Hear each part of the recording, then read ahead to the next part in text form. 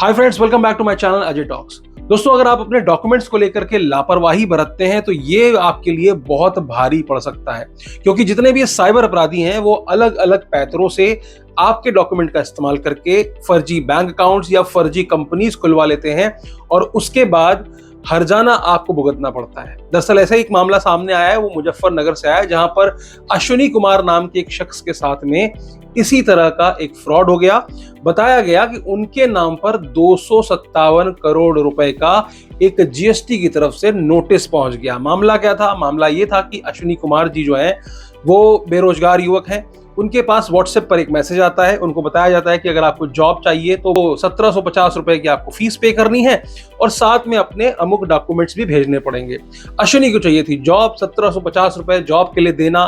देखो, कॉल पे इंटरव्यूज भी होते हैं, सब कुछ होता है। इंश्योर करने के बाद अपने सारे डॉक्यूमेंट्स उन्होंने पीडीएफ बना करके सामने वाले को दे दिया और साथ ही 1750 रुपए की पेमेंट भी कर दी, ये सोच करके कि उनकी बेरोजगारी दूर हो जाएगी और उनको कोई ना कोई जॉब मिल जाएगी। तो यहाँ पर क्या होता है कि कुछ प्लेसमेंट एजेंसीज होती हैं, वो आपको इस तरह से, हालांकि वो स्कैमर ही होते हैं, लेकिन वो इस तरह से बेरोजगार युवकों को ऑनलाइन ढूंढ करके वहां पर लोगों को शिकार बनाती है और उनके डॉक्यूमेंट्स ले लेती है। तो अश्विनी कुमार की जानकारी के बिना उनके नाम पर एक कंपनी खुल गई, बैंक अकाउंट खुल गया, जीएसटी भी आ गई। अब आप पूछेंगे स्कैम कैसे हुआ? दरअसल स्कैम ऐसे हुआ कि एक बहुत बड़ा स्कैम चल रहा है जो कि सरकार के साथ चल रहा है, वो है जीएसटी का इनपुट टैक्स क्रेडिट स्कैम। और ये कोई छोटा मोटा स्कैम नहीं है, इसमें पहले भी हजारों करोड़ों रुपए का स्कैम सामने निकल के आया था। इसमें कई सारे बड़े बड़े सीएस भी गिरफ्तार हुए हैं, कंपनी के डायरेक्टर भी गिरफ्तार हुए हैं और तो और जीएसटी ऑफिसर्स भी गिरफ्तार हुए हैं, उनके ऊपर भी जांच चल रही है।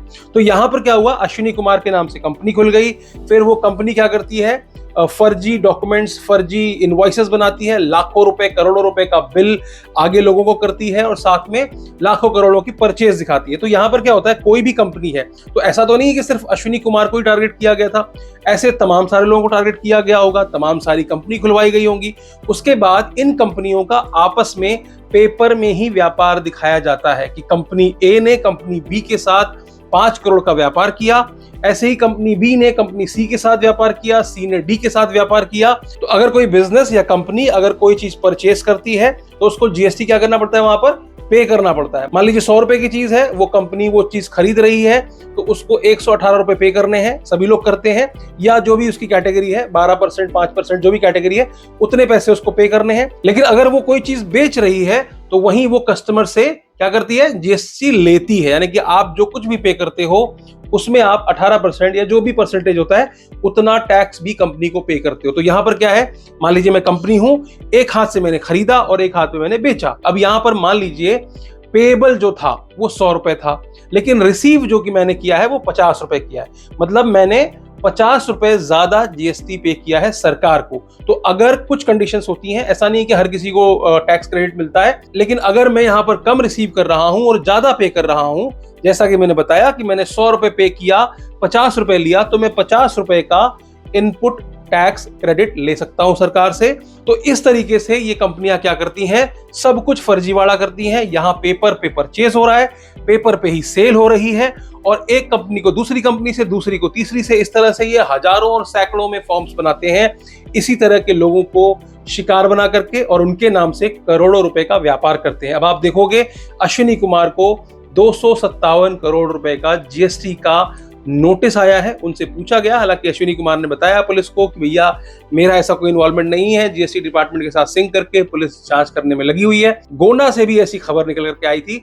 वहां कर मैं आपको एग्जांपल देता हूं कि वहां के कुछ लड़के दिल्ली आए थे, यहां पर उन्होंने वेटर की जॉब की, ठीक है ना, वेटर की जॉब कर रहे थे, उसी समय उनसे डॉक्यूमेंट मांगे गए। डॉक्यूमेंट मांगने के बाद मैं आपको एक नोटिस दिखा देता हूं, इस तरह का इनकम टैक्स का नोटिस आया था और जीएसटी डिपार्टमेंट का भी नोटिस आया था। क्योंकि देखो क्या होता है कि अगर किसी कंपनी ने, मान लीजिए मैं हूं, तो यहां पर एक विक्टिम है, नाम नहीं बताऊंगा, ये जो विक्टिम है इनके नाम पर एक फर्जी कंपनी दिल्ली में खोली गई, क्योंकि ये एज ए वेटर वहां जॉब कर रहे थे और वो वहां पर उसके डॉक्यूमेंट लिए गए। अब पता नहीं वो होटल वाले ने किया या किसने किया, डॉक्यूमेंट लेकर के इसके नाम पर कंपनी रजिस्टर किया, सब कुछ किया। उसके बाद वो बंदा चला गया गोंडा वापस। उसके बाद उसके पते पर, चूंकि आधार कार्ड उसका था, वहां पर इनकम टैक्स डिपार्टमेंट की तरफ से एक नोटिस आता है। तो जैसा कि आप देख सकते हो यहाँ पर ये नोटिस आया हुआ है अंडर सेक्शन 133(6). इसमें इनकम टैक्स डिपार्टमेंट ने पूछा है whether you have sold any goods material, service, etc. during financial year 1920 and 2021? If yes, furnish the detail of type and nature of the transaction. तो यहाँ पर इनसे पूछा जा रहा है क्योंकि इनके नाम पर धंधा हो चुका है।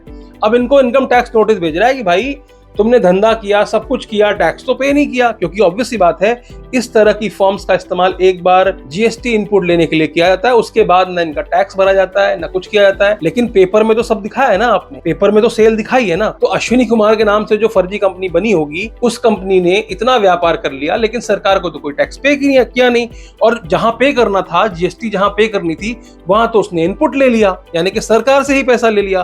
तो सरकार को ना टैक्स मिल रहा है और साथ में इनपुट भी ले लिया है, और उस कंपनी का अता पता भी नहीं है। जब ढूंढने निकले तो पता चला अश्विनी कुमार जैसा कोई व्यक्ति सामने निकल करके आया। तो ये जो गोंडा वाला मैं आपको बता रहा था, यहां पर भी ऐसा ही हुआ था, मिसयूज हुआ। मिसयूज होने के बाद इस तरह का नोटिस आया। इसमें साफ साफ इनकम टैक्स डिपार्टमेंट ने बैंक अकाउंट के उन ट्रांजैक्शंस की कॉपी भी मांगी है, स्टेटमेंट भी मांगा है, जिसमें कि उस अमाउंट, उस परचेज को हाईलाइट करने के लिए कहा गया है, जो कि फाइनेंशियल ईयर 2020-2021 पुराना मामला है। लोगों ने शेयर किया तो मैं आपके साथ शेयर कर रहा हूं। ये किसी के साथ भी हो सकता है। हो सकता है इस वीडियो के बाद कई लोग कमेंट में लिखने के लिए आ जाए। तो पहली बार जब नोटिस आया तो उन्होंने इसको इग्नोर कर दिया। ऑब्वियस सी बात है कि उनको समझ ही नहीं आया, वो इतने पढ़े लिखे नहीं है कि उनके पास नोटिस आया उन्होंने इग्नोर कर दिया। उन्होंने कहा होगा कुछ, क्या पता। हालांकि उसी लेटर में नीचे ये भी लिखा हुआ था कि 500 रुपए पर डे के हिसाब से बाय डिफॉल्ट पेनाल्टी ली जाएगी अगर आप इसका जवाब समय पर नहीं देते हैं। इन्होंने जवाब नहीं दिया। उसके बाद एक दूसरा नोटिस आया और दूसरे नोटिस में साफ साफ लिखा हुआ है कि please submit your response within 5 days to avoid any adverse conclusion. इसमें उनके ऊपर एक हैवी पेनाल्टी लगाने की बात की जा रही है। तो ये अकेला बंदा नहीं था, इसके साथ 8 से 10 लोग और आए थे उसी गांव से।